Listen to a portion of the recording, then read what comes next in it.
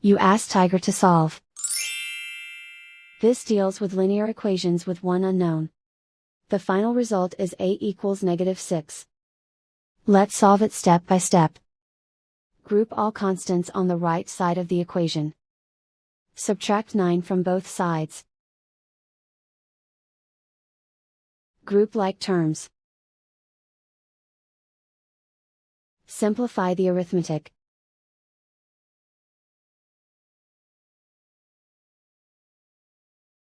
Isolate the a. Multiply both sides by 6. Group like terms. Multiply the coefficients. Simplify the fraction. Simplify the arithmetic. And so the final result is a equals -6.